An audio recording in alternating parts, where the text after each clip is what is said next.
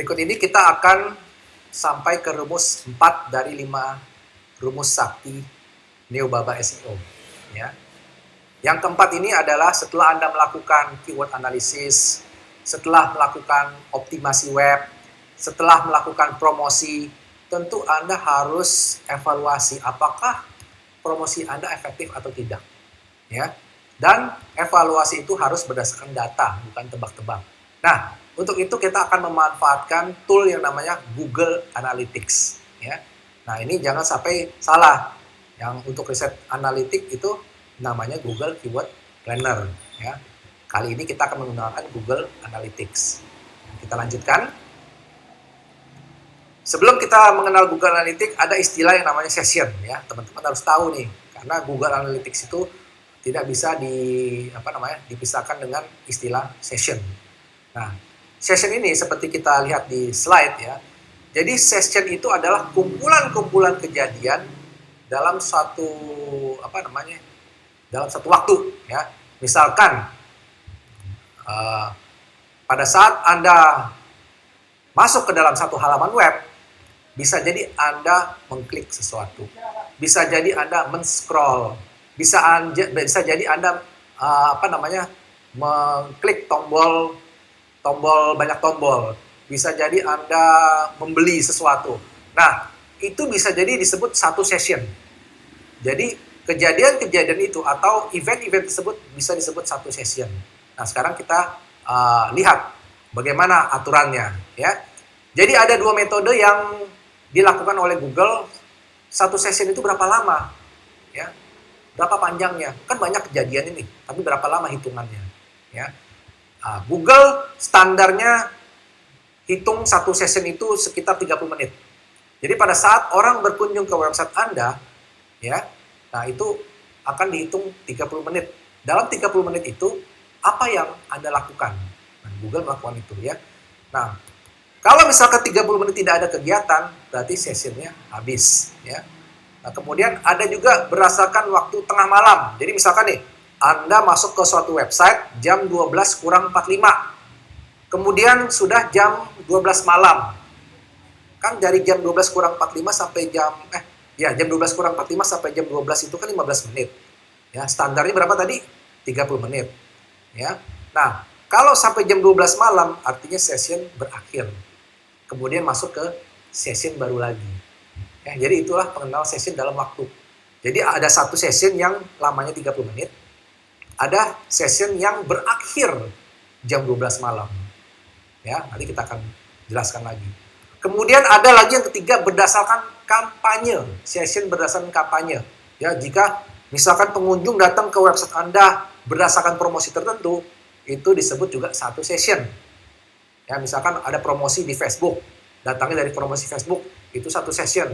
Entah ada lagi promosi di Twitter, itu satu session lagi. Jadi itu yang disebut session. Ya, jelas ya. Nah, sekarang saya akan coba ke penjelasan berikutnya adalah bagaimana simulasi session tersebut. Contoh, ini lihat di slide PowerPoint ya. Jadi pada saat orang masuk ke website jam 14.01, nah dia melihat tuh. Dia melihat halaman website ya. Kemudian dia klik ke halaman berikutnya ya. Halaman berikutnya itu 14.02 masuknya. Nah, kemudian dia lihat lagi, dia baca. Nah, setelah itu pada saat 14.03 ya, 3 menit kemudian dia melakukan klik. Misalkan dia membeli sesuatu atau dia menambah produk ya. Nah, kemudian dia melakukan lagi penambahan produk lagi itu di menit keempat. Setelah itu dia check out, selesai, berakhir, dia keluar dari website. Berarti dalam 4 menit itu dia melakukan apa? Dia melihat halaman beranda misalkan. Kemudian dia melihat halaman produk. Dia kemudian melakukan pembelian. Kemudian dia melakukan penambahan pembelian lagi, baru kemudian check out. Nah, itu adalah satu session. Kemudian dia close website tersebut, sudah, itu yang disebut satu session. Ya. Jadi itu jumlahnya 4 menit. Ya. Standarnya tadi berapa? 30 menit. Ya, jadi satu session itu lamanya 4 menit. Karena kenapa? Di menit keempat dia sudah keluar dari website. Kira-kira seperti itu. Ya. Kita lihat lagi simulasi berikutnya supaya Anda lebih memahami session tersebut. Nah, kita lihat di sini. Nah, teman-teman bisa melihat di situ ada dua kotak, session 1, session 2. Nah, kenapa terpisah seperti ini? Contoh. Nah, pada saat orang masuk ke website Anda, kemudian dia melihat halaman pertama, dia melihat halaman beranda. Ya. Kemudian di menit kedua, dia melihat lagi halaman kedua. Wah, produknya bagus-bagus ya. Ternyata di menit kedua ini mungkin dia lapar, ya kan? Dia lapar tiba-tiba, makan dulu ah. Nah, dia kemudian makan dulu. Websitenya masih online nih, masih apa namanya aktif. Ditinggalin aja komputer begitu aja. Dia makan ya. Dia makan, kemudian di menit ke-31 dia kembali. Ya, dia kembali. Nah, pada saat itu session itu sudah berakhir karena kenapa? Sudah lewat dari 30 menit. Itu satu session. Nah, pada saat dia melanjutkan lagi di website yang sama, itu sudah dihitung session kedua. Misalkan dia sudah melihat produk, ya, dia klik lagi produk lain, kemudian dia belanja, nah kemudian dia close websitenya. Jadi itu dihitung 2 session. Jelas tentang session ini? Ya, seperti itu. Jadi ini adalah ukuran Google yang harus Anda ketahui. Nah, kita simulasi lagi ya. Nah, untuk supaya Anda lebih memahami. Contoh, misalkan dia masuk ke suatu website, ya, dia kemudian melihat halaman beranda, kemudian dia klik produk. Nah, tiba-tiba, ya seperti tadi kasusnya, lapar lagi, ya, lapar lagi, kemudian dia makan dulu. Tetapi kali ini makannya lebih cepat, ya, karena tadi dia mungkin makannya pakai sup, pakai apa gitu kan, nambah banyak. Sekarang cuma pakai tempe tahu aja gitu kan, jadi lebih cepat kembalinya. Nah, pada 29 menit kemudian dia kembali dan melanjutkan lagi, misalkan dia belanja, nah itu masih dalam satu session karena belum 30 menit. Ya. Jadi seperti itu yang disebut session. Walaupun komputer tersebut aktif, nyala gitu, tapi Google menghitungnya sebagai satu session. Kira-kira seperti itu. Coba kita lihat lagi ya kasusnya ya. Ini baru berdasarkan waktu. Nah, ini berdasarkan waktu misalkan di sini ada kasus namanya Bob ya namanya. Bob membuka website kita jam 11.50 malam. Nah, tanggal 14 Agustus gitu. Nah, kemudian dia meninggalkan website kita jam 12.10. Nah, kan 14 Agustus kan sebelum jam 12 kan tanggal 14 Agustus. Kemudian dia meninggalkan website kita jam 12.10. Itu udah tanggal 15 Agustus. Nah, itu dihitung berapa session? Ya, 2 session ya karena sudah beda tanggal. Nah, itu kira-kira perhitungan session ya. Jadi tadi perhitungan 30 menit, sekarang perhitungan tengah malam gitu. Nah, yang terakhir adalah kita contoh berdasarkan kampanye. Nah, kampanye itu seperti apa? Misalkan begini, kalau di dalam slide ini, orang mengetik di Google keyword mesin pencari Google, red widgets. Ya, dia masuk ke website Anda. Kemudian dia ke beranda, dia melihat, nggak ketemu nih, ya kan? Kemudian dia close website Anda, dia masuk ke mesin pencari lain, ya. Nah, masuk ke pencari lain, dia mengetik dengan blue widgets atau blue widget itu ternyata ada. Anda memasang Google AdWords di kanan, ya. Kemudian dia klik masuk ke website Anda juga, tapi di halaman yang lain mungkin. Yang tadi kan halaman beranda. Nah, yang sekarang dia masuk ke halaman lain, di halaman produk. Ya. Nah, itu disebut 2 session. Padahal penggantian keyword itu paling dalam waktu 10 menit. Belum 30 menit loh. Tapi karena dia datang dari kampanye yang berbeda, atau promosi yang berbeda, itu disebut 2 session. Jelas ya tentang session ini ya? Nah, kalau jelas kita akan lanjut nih ke penjelasan berikutnya. Nah, sekarang kita akan men-setup Google Analytics. Nah, teman-teman pasti tanya, ini Google Analytics itu seperti apa sih? Ya. Jadi Google Analytics itu adalah suatu kode yang kita masukkan ke dalam website kita. Jadi kayak misalkan pegawai Google yang kita masukkan ke dalam website kita untuk mencatat. Ini orang berapa yang masuk setiap hari, apa aja yang dibeli, apa aja yang dibaca, apa aja yang dilihat, dari negara mana, menggunakan handphone atau laptop, atau komputer, atau tablet. Kemudian sistem operasi apa yang dipakai. Jadi benar-benar kita meletakkan kode di Google supaya dia catat. Ya, enak kan, gratis lagi, ya. Kita nggak perlu orang kayak apa, kita tidak perlu bayar orang untuk mencatat aktivitas di website kita. Kita hanya perlu untuk mengambil kode tersebut, kemudian memasukkan ke website kita, dan setelah itu dicatat semua oleh Google, ya. Baik banget Google, ya. Kita lihat, kita bagaimana men-setup Google Analytics ini. Tentu Anda harus mempunyai lagi-lagi akun Google, ya, akun Gmail untuk meletakkan kode ini. Silakan Anda mencari di Google, ya, Google Analytics. Nanti ada tuh linknya tuh, ya. Silakan. Ya, jadi yang penting Anda tahu Google Analytics. Nanti setelah itu Anda klik linknya, tentu nanti akan diminta login. Silakan login dengan user dan password Gmail Anda, ya, sama, ya. Jadi Anda punya satu akun bisa untuk semua tool-tool Google, ya, termasuk Google Keyword Planner tadi. Nah, setelah itu Anda diminta untuk masuk sign in ke Google Analytics. Ya, silakan masukkan user password. Nah, setelah itu langkah berikutnya adalah di sini mungkin ada pemilihan antara Universal Analytics dan Classic, ya. Ini mungkin sudah tidak ada lagi, tetapi kalau ada pilihan tersebut, silakan pilih Universal Analytics, ya. Diklik, silakan next berikutnya. Nah, setelah itu Anda akan langsung diminta menjawab pertanyaan dari Google Analytics, ya, tentang account name-nya apa nih.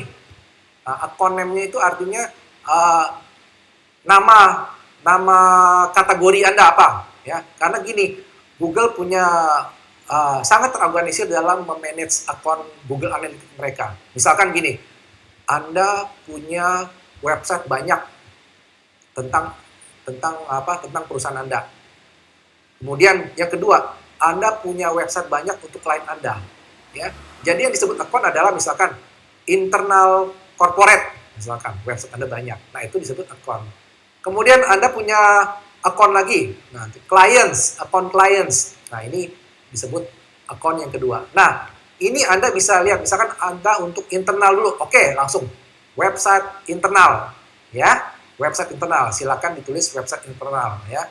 Nah, di situ dalam contoh website feeder Baba Studio, karena feeder atau website pendukung Baba Studio banyak juga, ya. Jadi terserah Anda. Nah, di situ kita diminta untuk mengisi nama website name. Nah, silakan, ya.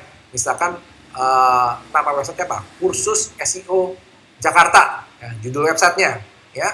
Kemudian diminta lagi nama website URL, alamat websitenya, misalkan www.kursus-seo.com, ya.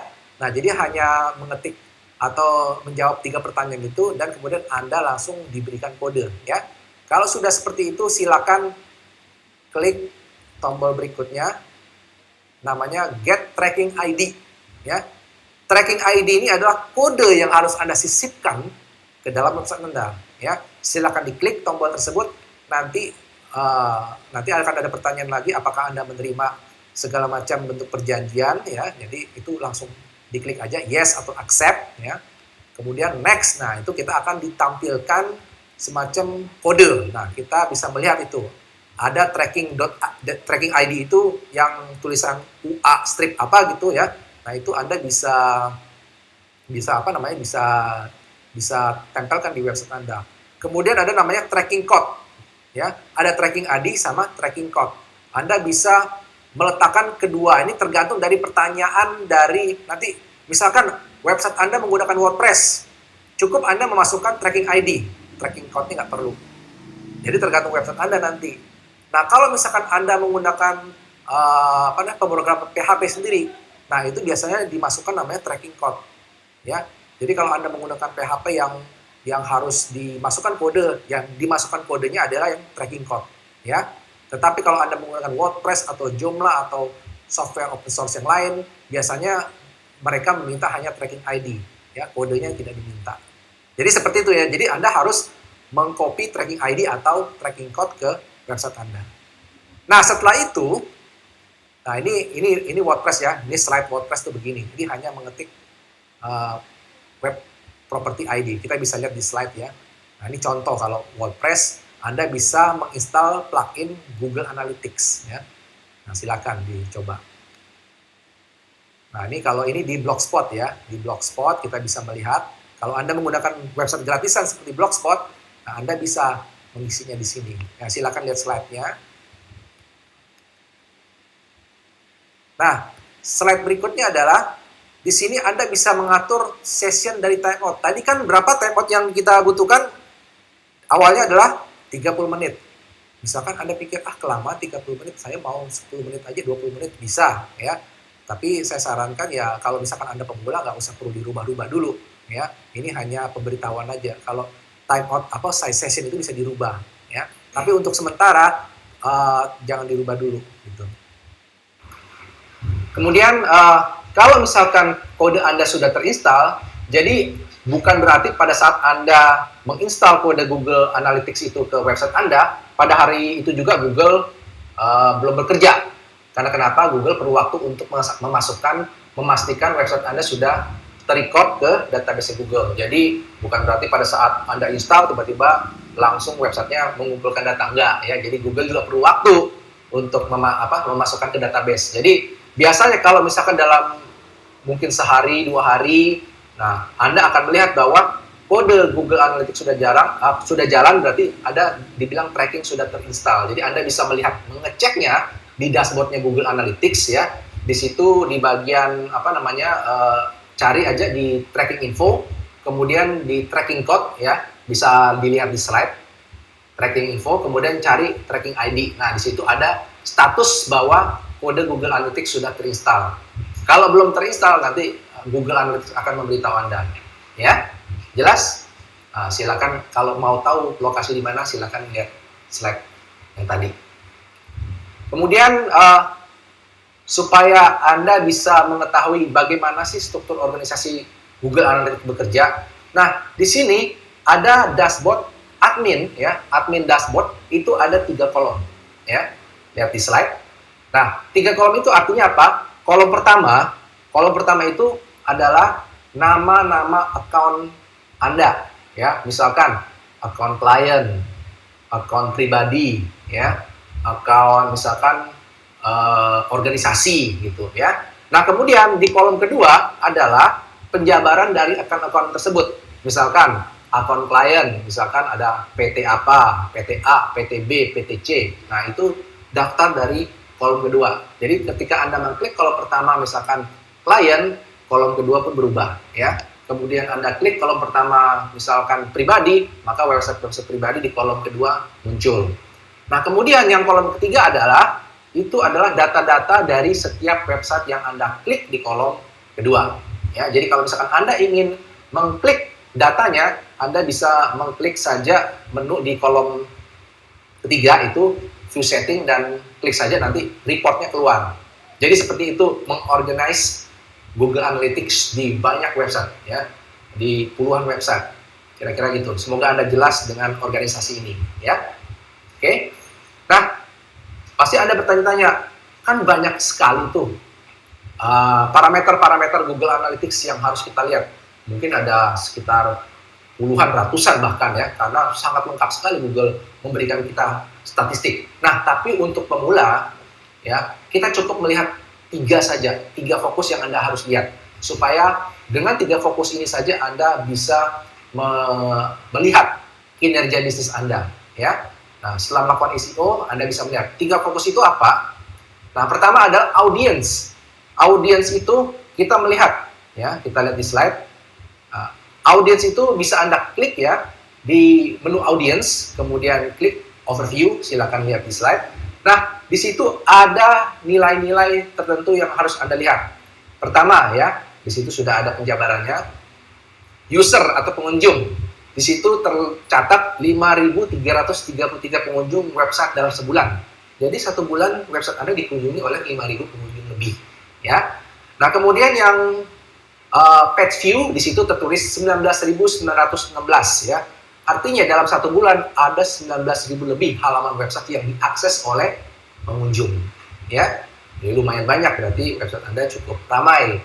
Nah, kemudian di bawahnya lagi di situ ada rata-rata page per session, artinya 2-3 halaman website yang diakses oleh pengunjung.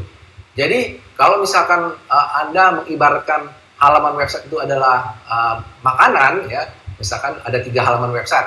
Satu misalkan Anda buka restoran, ada nasi goreng, ada jus jambu, ada misalkan gorengan, ya. Berarti setiap pengunjung memesan 2 sampai 3 makanan atau minuman. Jadi seperti itu. Jadi kalau lihat di sini, setiap pengunjung mengakses 2 sampai 3 halaman di website Anda. Nah, jadi kepikiran bagaimana supaya setiap pengunjung lebih jangan 2 sampai 3 halaman. Nah, nanti kita akan pelajari berikutnya. Nah, kemudian setiap halaman pengunjung mengakses rata-rata. Maksudnya seluruh website yang dikunjungi, rata-rata pengunjung hanya berada di website Anda rata-rata 3 menit. Ya, kurang lebih 3 menit. Nah, di sini juga tantangan bagi Anda. Bagaimana supaya website saya lama dikunjungi oleh orang. Nah, ini hampir semua tantangan bagi pemilik website, ya. Anda ingin dong supaya betah ya pengunjung mengakses membaca artikel Anda, kemudian melihat-lihat produk Anda, ya, sehingga mereka merasa bahwa artikel Anda berguna, produk Anda berguna. Nah, itu juga tantangan. Nah, tantangan ini kan lebih gampang dilihat dengan data, ya. Jadi Anda tidak mengira-ngira lagi. Kita tidak mengira-ngira lagi website saya bagus atau enggak, ya. Lihat data Google Analytics ini. Kemudian yang terakhir itu ada bounce rate. Nah, ini ada hubungan dengan tadi lama durasi pengunjung mengunjungi website Anda dengan berapa jumlah halaman yang diakses oleh setiap pengunjung. Usahakan bounce rate ini jangan lebih dari 60, ya, karena semakin tinggi berarti website Anda dikunjungi sebentar. Jadi kalau misalkan sampai 90%, 80% biasanya rata-rata setiap website Anda dikunjungi paling cuma kurang dari 1 menit, bahkan 30 detik, ya. Jadi kalau orang mengklik suatu website, apaan sih ini website? Dia langsung close, tidak sampai 30 detik, ya. Jadi ini sangat buruk untuk website Anda. Google akan mencatat bahwa website Anda tidak pantas diberi ranking 1 di halaman Google. Jadi hati-hati, ya. Fokus dan perhatikan data ini setiap saat, ya. Anda melakukan improvement, perhatikan data. Melakukan improvement lagi, gambar dirubah, perhatikan lagi, evaluasi lagi. Dan evaluasi ini sangat menyenangkan karena Anda tidak mengira-ngira. Anda tahu gitu perubahan yang terjadi apakah membawa efek atau tidak. Inilah gunanya Google Analytics. Kemudian yang kedua adalah bounce rate, ya. Kita tadi sudah membahas bounce rate, ya. Kita lihat datanya. Kita ingin melihat halaman apa sih yang sedikit sekali pengunjungnya, ya. Misalkan Anda membuat 10 artikel. Anda ingin tahu nih, di 10 artikel itu paling favorit yang mana sih? Nah, ini kita lihat di sini, ya. Nah, bounce rate ini Anda bisa lihat di slide, ya. Di menu behavior, ya. Kemudian Anda klik site content, kemudian klik lagi landing page. Anda bisa lihat di slide. Nah, kita lihat di situ. Di slide kita melihat ada kotak bounce rate, ya. Di sebelah kanan kita lihat, ya. Kita fokuskan. Nah, di situ ada halaman-halaman yang dari atas paling laku sampai ke bawah adalah halaman-halaman yang paling jarang durasinya, ya. Artinya apa? Jadi kalau Anda lihat bounce rate-nya tinggi, artinya halaman tersebut atau artikel Anda tersebut harus diperbaiki, ya. Diperbaiki dengan apa? Kalau misalkan Anda tulis terlalu panjang, orang nggak suka, ya. Terlalu capek orang bacanya, oleh karena itu dibuatlah subtopik, ya. Atau berikan gambar yang menarik supaya orang tidak bosan melihat artikel Anda, ya. Atau bahkan video sekarang Anda bisa embed video di YouTube, cari video menarik dan hubungkan dengan artikel Anda. Itu juga sangat penting untuk memperbaiki bounce rate Anda, ya. Jadi perhatikan terus-menerus halaman mana saja, artikel mana saja yang bounce rate-nya sangat tinggi. Itu yang harus Anda fokuskan, ya.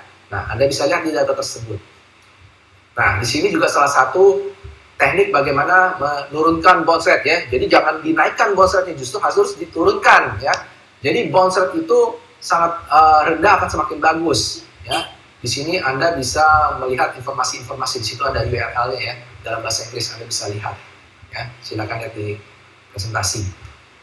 Nah, kemudian beberapa tips untuk memperbaiki bounce rate adalah mempercepat waktu loading website Anda. Jadi kalau misalkan Anda meletakkan gambar-gambar yang sangat besar, misalkan nih Anda foto nih pakai Canon, ya kan, itu bisa 2-3 mega.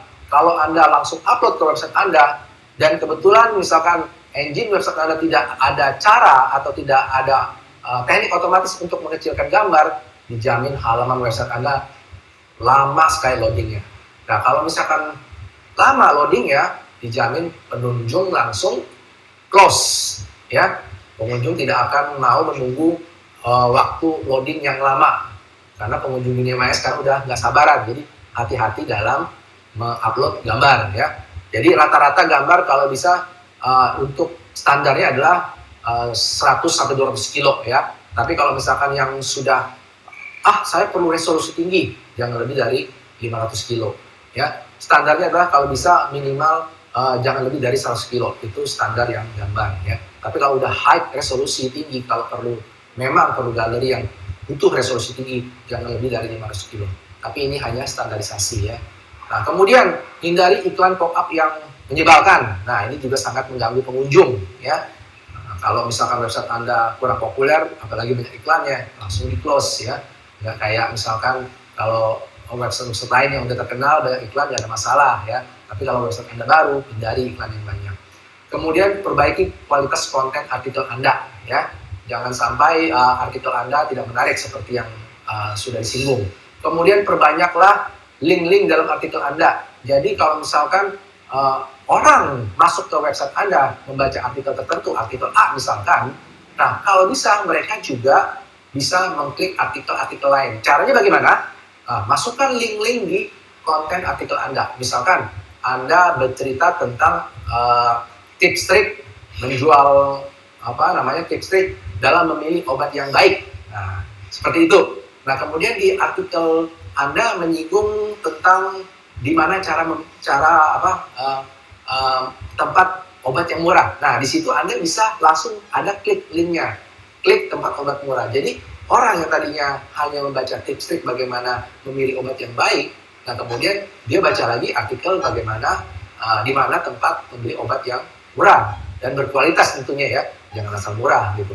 Nah, kemudian di situ Anda bisa link lagi sehingga orang berkunjung ke website Anda mempunyai durasi yang sangat lama. Ini sangat bagus sekali untuk Google untuk meranking website Anda.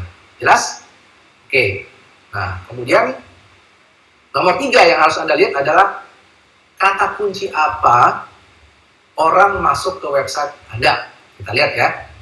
Nah, kita lihat di situ Anda hanya klik di menu acquisition, ya, di kirinya.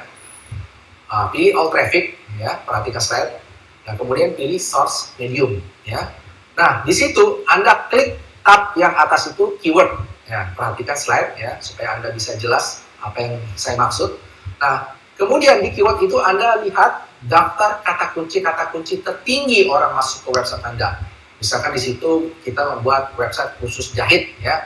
Nah, di situ kita melihat yang nomor 1 not provided, artinya memang Google tidak mempunyai data. Yang nomor 2 not set, artinya juga sama, tidak mempunyai data. Ini lumayan sangat banyak. Ini ada caranya nanti, ya.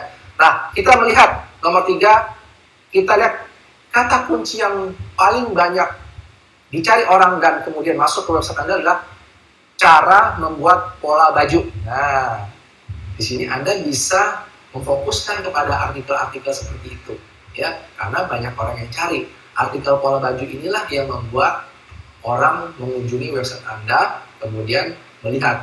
Jadi dari situ Anda bisa memutuskan nih, oh ternyata orang suka, ya, pola-pola baju. Mungkin kita membuat artikel lagi tentang itu, misalkan membuat pola baju pria, membuat pola baju wanita, membuat pola baju anak, membuat pola baju anak pada saat hari raya. Jadi artikel-artikel seperti itu Anda bisa buat. Nah, Anda bisa memutuskan seperti ini dari mana? Sekali lagi dari data, tidak mengira-ngira. Oke? Mudah-mudahan 3 fokus dari Google Analytics ini akan membantu Anda memperbaiki website Anda menjadi semakin baik, dan semakin baik. Gitu.